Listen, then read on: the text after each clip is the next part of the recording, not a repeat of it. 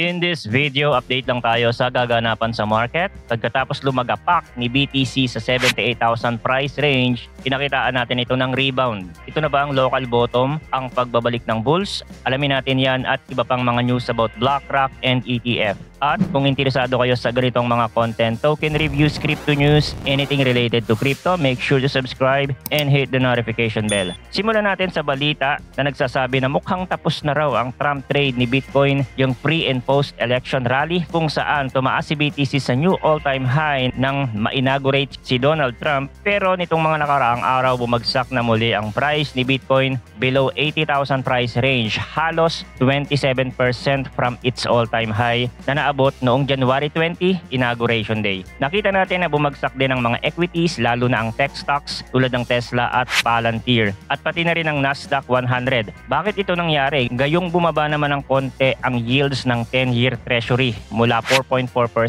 papuntang 4.29% matapos itaas ang US debt ceiling. Ito ang puzzle ngayon. Karaniwan kapag bumaba ang bond yields, pumapasok ang pera sa risk assets tulad ng stocks at crypto. Pero kabaligtaran ang nangyari, sumabay pa rin ang pagbagsak ni BTC at stock market. Nagmukhang risk off lahat na para bang natatakot ang investor sa isang slowdown. Ayon sa mga economists, maaaring may kinalaman ito sa sari-saring uncertainties, global growth worries, Trump tariffs at maging ang weaker than expected US economic data. Mula February 21 hanggang February 26, biglang lumabas ang signs ng consumer sentiment drop. Existing home sales slump at pati S&P Global PMI ay halos nasa neutral level lang. Bukod doon, binanggit ni President Trump na itutuloy na niya yung tariff sa Canada at Mexico ngayong March. Tapos meron ding balak na 25% tariffs sa European Union at 10% levy sa Chinese goods. Walang tigil na ingay sa trade war. Sabi pa ng ibang analyst, posibleng magkaroon ng downtrend sa ekonomiya at mag-accelerate ng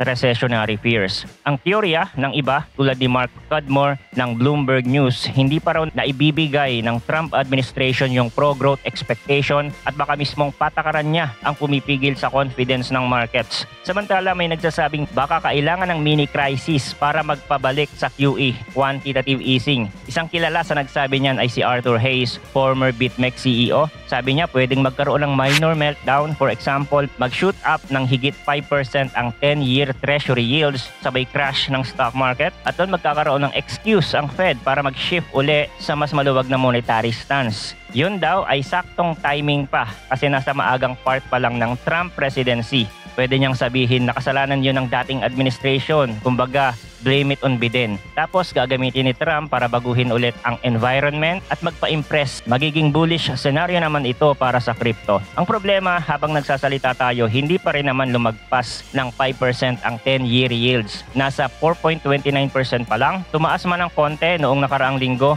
bumalik rin pababa matapos i-resolve kahit paano yung debt ceiling. So medyo nagiging mixed signals tuloy. May ginawang debt ceiling resolution, inaasa $40.1 trillion mula $36.1 trillion habang tumaas naman ng bahagya ang government borrowing. Bumaba ang yields, dapat bullish, pero sabay pa rin bumagsak si BTC. Maraming nagbabawas ng exposure dahil sa takot, kaya tumindi din yung mga outflows sa spot Bitcoin ETF.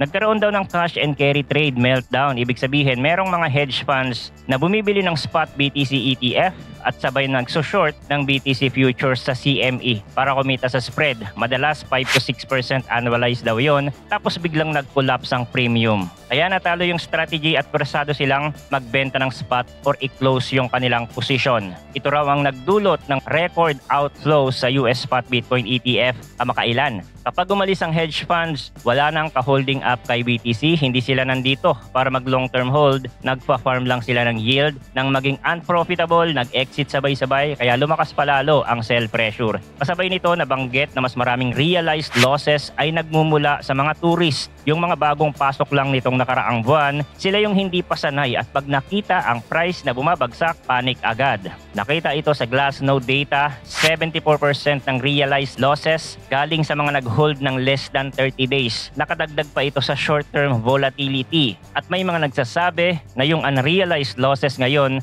ay mas matindi pa kumpara sa capitulation event ng FTX. Kapag ganito, kadalasan malapit na raw ang bottom formation. So ironically, may positive angle. Pag sobrang takot ang mga tao, malapit nang mag-bottom. Samantala, may mga speculation din na pwedeng pumasok naman ang malaking liquidity wave kung tataas palalo ang global M2 money supply. Posibleng sumunod si BTC after some lag. Meron tayong nakikitang datos na nagsasabi normal 60-day lag si Bitcoin sa major changes sa global liquidity. Kung totoo yun, baka by June ay makakita tayo ng malakas na rebound. Iyon ang paniniwala ng mga analyst tulad ni Jeff Park ng Bitwise at Jamie Coates ng Real Vision. Sabi pa nga ni Jeff Park, institutional investors hindi kailangan makuha lahat ng wave. Basta wag nilang ma-miss yung pinakamalaking wave at baka darating yun this year. Sinasabi rin ni Jamie Coates na bullish sign yung pag-turn ulit ng global money supply at central bank balance sheet. Kung maging downward pa rin ang US dollar,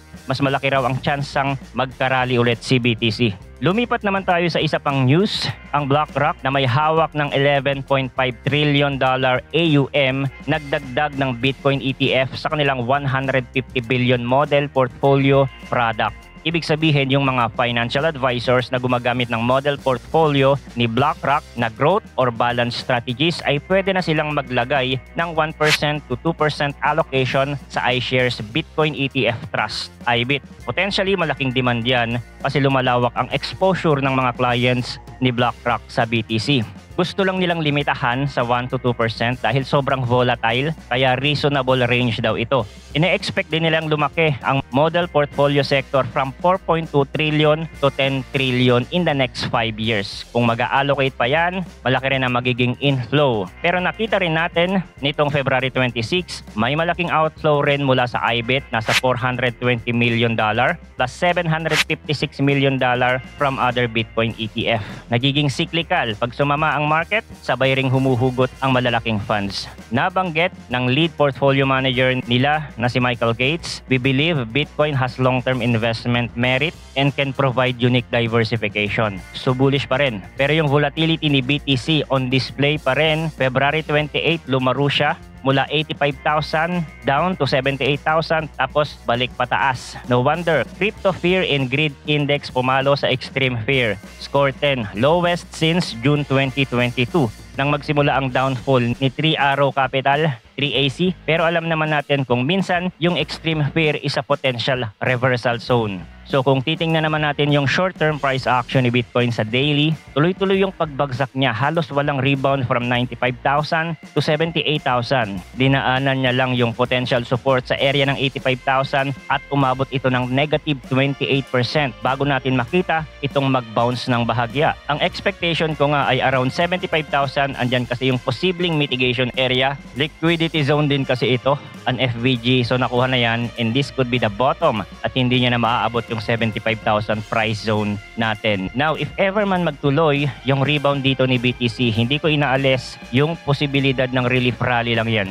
Ibig sabihin, aangat ulit yung price pero posibleng mag-form lang ng lower high and then drop ulit. It could be the next order flow if papasok na nga talaga tayo sa next phase ng cycle. Sa tingin ng iba, malala na yung pagbagsak ng market na naranasan natin. Pero wala pa ding sinabi yan. Last bull run na nangyari noong May 2021. This is negative 50% drop. Insane volatility and then nakarecover pa yan. Pero yung ganyang mga drop just in case nakapag-accumulate naman kayo sa bear market, ang bounce niyan sa lower high ang ating exit point. Ang problema lang kasi sa atin, lalo na yung mga bagong pasok lang sa crypto, they don't know the market cycle. Yung mga tao na tinatawag na tourist na pumapasok lang sa dulo ng bull market, hindi sila makakapag-take profit kasi they just recently bought the high and waiting for another high. Pero kung ikaw yung nag-accumulate sa bear market during the tough times, kahit umexit ka sa 50,000 or 70,000, you are profitable already. Pero in my opinion, bitin pa